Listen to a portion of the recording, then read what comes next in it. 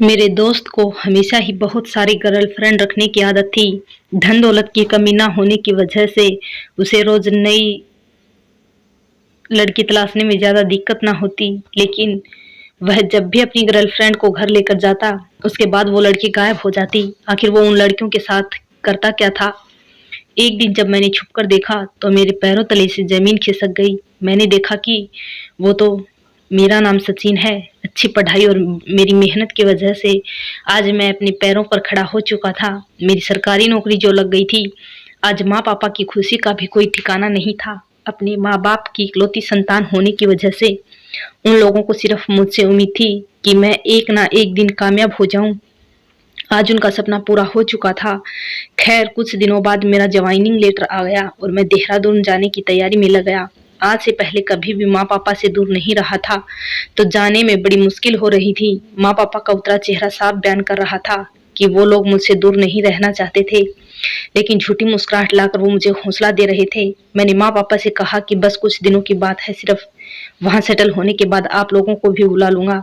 खैर, ऐसे ही उनका आशीर्वाद लेकर मैं अपनी ड्यूटी पर निकल गया। देहरादून पहुंचकर एक कमरा रेंट पर लिया और खाने वगैरह की व्यवस्था की और दूसरे दिन से अपने ऑफिस जाने लगा। ऑफिस में मेरी मुलाकात राहुल से हुई। मेरे साथ ही नौकरी करता था। बातों बातों में हम दोनों एक अच्छे दोस्त बन गए। एक दिन राहुल ने अपने घर मुझे डिनर पर बुलाया। पहले तो मैंने मना कर दिया, लेकिन फिर एहसास हुआ कि इतना अच्छा दोस्त है, हर बार एक दूसरे से शेयर करते हैं, तो मुझे जाना चाहिए। वहां जाकर मैंने देखा कि राहुल का घर किसी महल से कम नहीं था। राहुल के घर में रामू नाम का एक नौकर था जो खाना वगैरह बनाता था और राहुल के पास ही रहता था। राहुल ने बताया कि उसके माँ बाप उसके बचपने में ही गुजर गए थे। गांव में उसके पास बहुत सारी जमीन थी, उसकी किराए पर दे रखी थी और खुद यहाँ सरकारी नौकरी करता है। खैर, खाना वगैरह खाकर मैं घर आ गया और सोचने लगा कि इतना अमीर आदमी फिर भी कितना अच्छा है। राहुल में जरा भी घमंड नहीं था।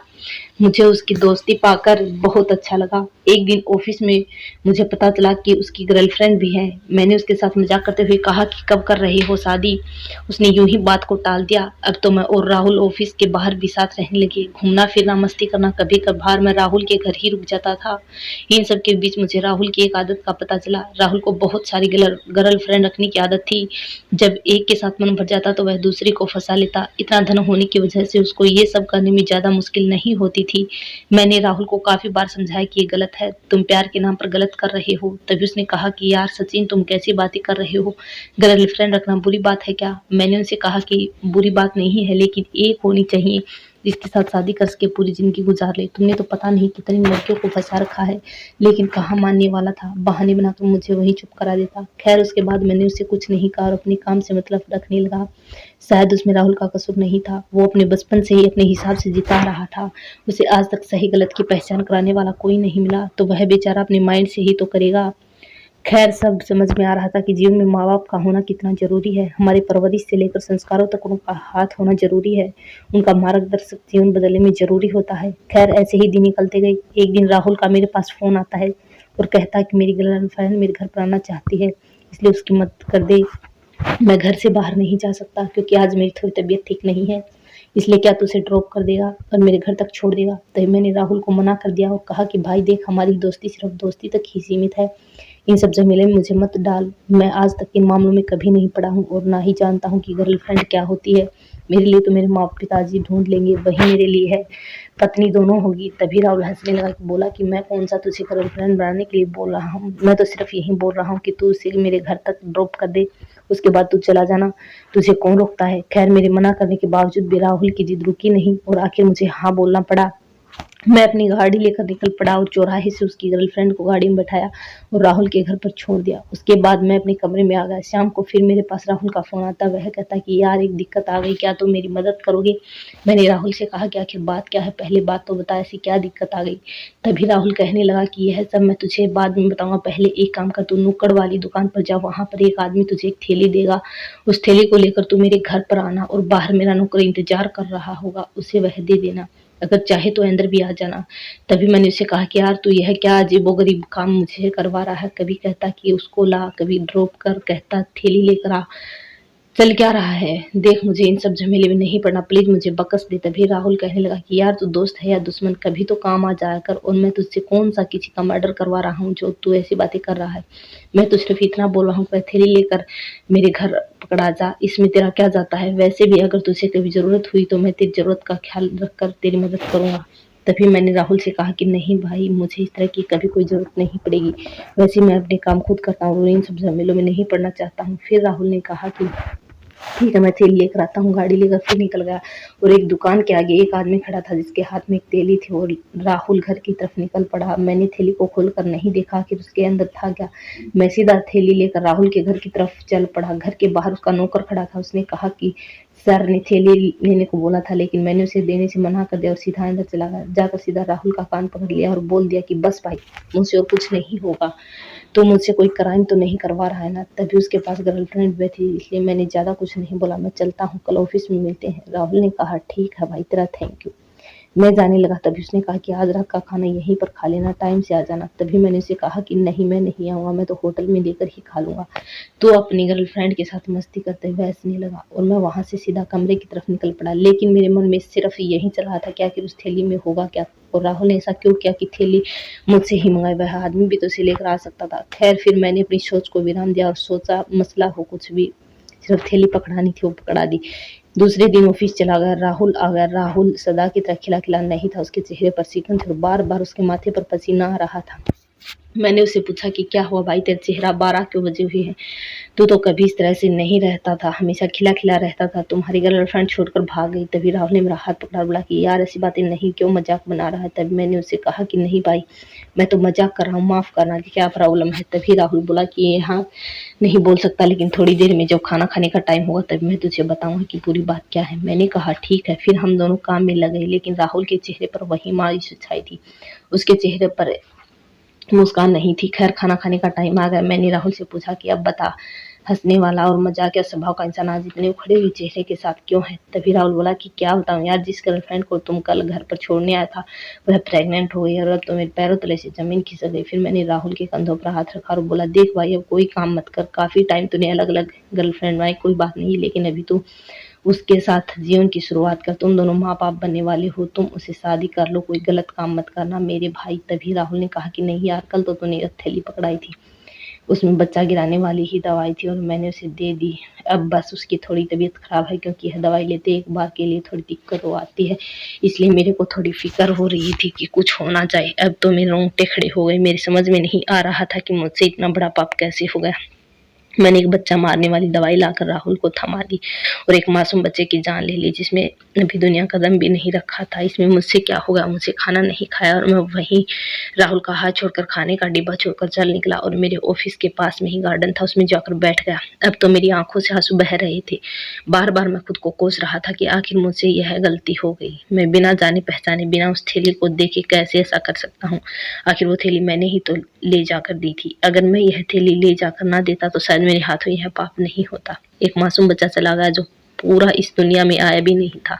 लोगों को पता नहीं था क्या हुआ। मुझे राहुल पर गुस्सा आ रहा था और मैं खुद को कह रहा था कि मुझे राहुल से दोस्ती करनी ही नहीं चाहिए थी। इतने में राहुल भी वहां आ जाता है और वह कहने लगता है कि यार इसमें तेरी क्या गलती है, तूने तो बस वो थैली ला कर दी थी, अब तू ही बता मैं क्या करता। मैं अंजलि से शादी भी कर लेता, लेकिन अंजलि के परिवार वाले नहीं मानते, क्योंकि मैं उनकी कास्ट का जो नहीं हूँ, इसलिए अंजलि की पूरी जिंदगी खराब हो जाती, इसलिए बच्चा गिराना पड़ा। मैंने राहुल को जोर से धक्का दे डाला कि मुझसे दूर हो जा, तुम्हारा मसला था, मुझे अंदर क्यों डाला और मुझे इतना बड़ा पाप क्यों करवा दिया, मैं किस तरह पश्चाताप करूंगा। राहुल ने मुझे बहुत समझाने की कोशिश की, लेकिन मेरे दिमाग में तो सिर्फ यही बात जमकर बैठ गई थी कि मेरी वजह से ही वह बच्चा मरा है, जिससे ही वह थैली उसे ले जाकर दी, जिसकी वजह से उन्होंने उस दवाई का सेवन करके उस बच्चे को मार डाला। अब तो मेरी आंखों में आंसू बह रहे थे, पूरा शरीर पसीने से लथपथ। में सीधा अपने कमरे की तरफ निकल पड़ा और जाकर पैकिंग शुरू कर दी। मेरे ऑफिस में फोन करके मैंने कुछ दिनों की छुट्टी ली और अपने गाँव जाने की तैयारी शुरू कर दी। राहुल का भी बार बार फोन आ रहा था, लेकिन मैंने उसका फोन नहीं उठाया, अपना फोन बंद करके गांव के लिए निकल गया। गांव जाने के बाद मुझे कुछ अच्छा लगा। अपने माता पिता से मैंने सब कुछ छुपाया, क्योंकि मैं नहीं चाहता था कि किसी तरह की परेशानी हो। फिर मेरे चेहरे से पता चल ही गया होगा, लेकिन उन्होंने मुझसे नहीं पूछा, शायद सोचा होगा कि कोई पर्सनल मैटर होगा, उसके बीच उन लोगों को नहीं आना चाहिए। खैर वो वहाँ सेटल होने वाला था, इसलिए एक आध महीने में उन लोगों को भी वहीं बुलाने वाला था। लेकिन मेरे मन में तो इस खुशी की जरा भी जगह नहीं थी। मुझे बहुत गिल्टी महसूस हो रहा था कि छोटे से मासूम बच्चे की जान ले ली। मैं अपने माता पिताजी के बारे में बात कर लूँ, शायद उनकी राय से मुझे कोई संतुष्टि मिले। इसलिए एक दिन जब हम सब लोग चाय पी रहे थे तो मैंने अपने माता पिता से पूछा कि अगर कभी गलती हो जाए तो उसका पश्चाताप किस तरह से किया जाना चाहिए। तभी मेरे पिताजी बोले कि बेटा यह क्या बोल रहे हो, आज तक तुमने कभी कोई गलत काम नहीं किया तो ऐसे क्यों बोल रहे हो। फिर मैंने उन्हें सारी बात कह डाली। तभी मेरी माँ ने कहा कि हुआ तो गलत है लेकिन इसमें बेटा तुम्हारा कोई कसूर नहीं है, तो अनजान था, तुम्हें तो धोखे में रहकर वह काम करवाया गया है, इसमें तुम्हारी कोई गलती नहीं है, तुम अपने मन पर इस तरह का बोझ बिल्कुल भी मत रखो। खैर अब उन लोगों की बातों से मेरे दिल को थोड़ी बहुत शांति मिल चुकी थी और मैंने जैसे तैसे उस बात को भुलाने की कोशिश की। थोड़ा समय जरूर लगा लेकिन मैं उस सब को अपने दिमाग से निकाल चुकी थी।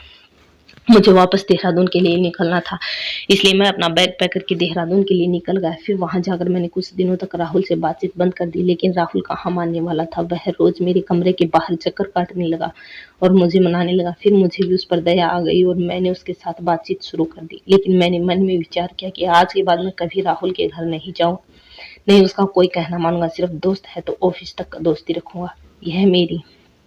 यह वह चलने कहाँ देने वाला था। कुछ दिन ऐसे ही निकले। राहुल तो अपनी नई नई गर्लफ्रेंड को घर पर ले जाने लगा। मुझे बहुत ही चिढ़ होती थी क्योंकि मुझे तो ये सब बिल्कुल पसंद नहीं था, लेकिन मैं कर भी क्या सकता था। लेकिन कुछ दिनों बाद मुझे एक अजीब सी हरकत महसूस हुई। राहुल जब भी अपनी गर्लफ्रेंड को अपने घर पर लेकर जाता, उसके बाद वह गर्लफ्रेंड उसके घर से बाहर आती ही नहीं थी। आखिर राहुल उसे कहाँ गायब कर देता था। दरअसल हुआ यूं कि मैं जिस कमरे पर रह रहा था उसका मालिक ने वो बेच दिया, जिसकी वजह से मुझे वो छोड़ना पड़ा। लेकिन उसी के बाद मुझे राहुल के घर बिल्कुल सामने ही एक कमरा मिल गया जिसमें सिर्फ मैं अकेला ही रहता था और काफ़ी अच्छी फैसिलिटी भी थी। राहुल ने मुझे बहुत बोला कि तू मेरे घर रह सकता है, लेकिन मैंने उसके घर पर रहने से मना कर दिया और वजह सिर्फ वही थी कि राहुल रोज़ नई नई लड़कियों को घर पर लेकर आता था, जो मुझे बिल्कुल भी पसंद नहीं था। लेकिन मैंने राहुल के घर के सामने ही एक अच्छा कमरा देख लिया और वहीं पर रहने लगा। मेरे कमरे में राहुल के घर की तरफ सारा नज़ारा दिखाई देता था।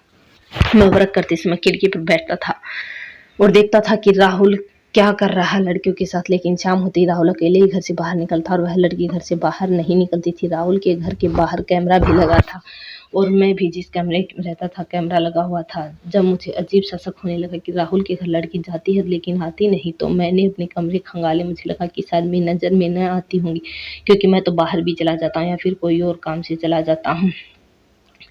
कैमरा तलाशने के बाद लड़की आती तो सही लेकिन जाती नहीं। अब तो मुझे अजीब सा लगने लगा, आखिर वह लड़की जाती कहाँ है। रोज नई लड़कियों का आना, उसका ऐसे गायब हो जाना मेरी तो बिल्कुल समझ से बाहर हो रखा था। मैंने इस बारे में राहुल से बात की लेकिन राहुल ने इस बारे में कोई बात नहीं बताई। वह कहने लगा कि मुझे खुद नहीं पता क्योंकि मैं तो शराब पीकर इस कदर सो जाता हूँ, जब उठता हूँ तो वह नहीं होती। अब तो मुझे पूरा शक होने लगा कि राहुल कुछ गड़बड़ कर रहा है। ऐसे कैसे हो सकता है। एक दिन मैंने सोचा कि क्यों न राहुल के घर पर जाकर ही पता किया जाए। यही सोचकर मैं एक दिन राहुल के घर में छुप कर बैठ गया। कुछ ही घंटों बाद राहुल एक नई लड़की के साथ घर आता है और उसके साथ बड़ी ही प्यारी बातें करता है। उसे कहता कि तुम ही मेरी जिंदगी हो यार। मुझे तो उसकी बातों में हंसी आ रही थी क्योंकि वह तो हर लड़की को ऐसे बोलता था, लेकिन मेरा मकसद तो केवल यह जानना था कि आखिर लड़की गायब कैसे होती है। इसलिए मैं वहीं पर छुप कर बैठ रहा। कुछ देर बाद वह लड़की किचन की तरफ देखती है और उसे किचन की तरफ से कोई धीरे धीरे की आवाज़ सुनाई देती है। कुछ महसूस होता है जैसे मानो उसे कोई बुला रहा है। लड़की उठकर किचन की तरफ चली जाती है और थोड़ी ही देर बाद 2 गिलास में शराब लेकर आती है और वह शराब जब राहुल पी लेता है तो राहुल बेहोश के हाल में हो जाता है और वह लड़की फिर से किचन में जाती है। लेकिन काफ़ी देर मैंने इंतजार किया, 1 घंटे तक देखा, लेकिन वह लड़की किचन से बाहर नहीं आई। अब तो मुझे अजीब सा लगने लगा। मैं जल्दी उठ कर के किचन की तरफ देखने लगा। वहां जाकर मैंने जो देखा उसे देखकर मेरी हालत खराब हो गई। मेरे तो रोंगटे खड़े हो गए। मैंने देखा कि राहुल का नौकर उस लड़की के साथ गलत हरकत कर रहा था। अब मुझे रास नहीं गया। मैंने जाकर उस नौकर को एक तमाचा जड़ दिया और उस लड़की को वहां से छुड़ाया।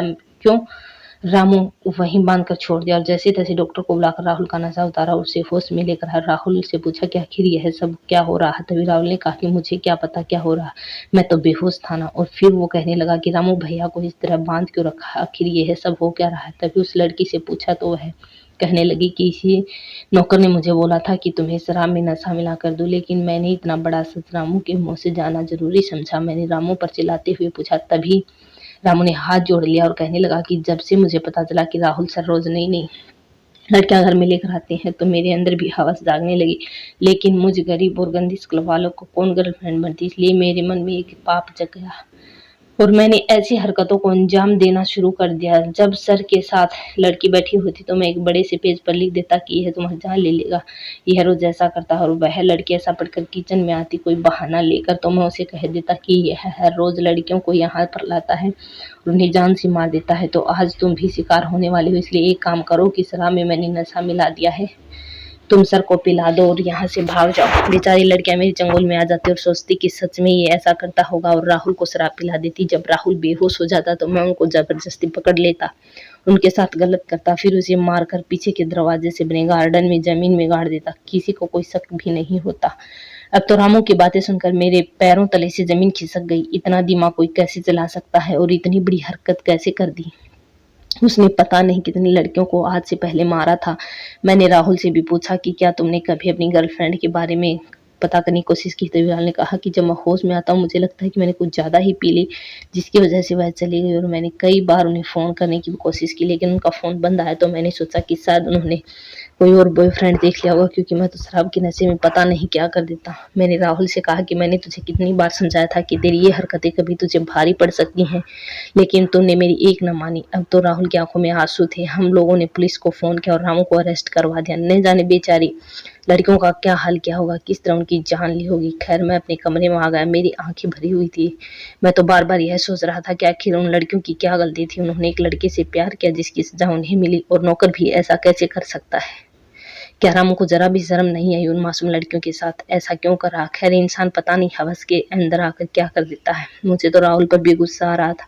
फिर मैंने सोचा कि मुझे यह नहीं रहना, राहुल की परछाई भी खुद पर नहीं पड़ने देनी। इसलिए मैंने एक बंगला खरीदा जो शहर से थोड़ी दूरी पर था और अपने माता पिता को वहां बुला लिया और अपने माता पिता के साथ खुशी से रहने लगा। ऑफिस में जब कभी राहुल मिलता तो उसके साथ थोड़ी बहुत नॉर्मल बातें हो जाती, लेकिन पहले जैसी दोस्ती में नहीं रही।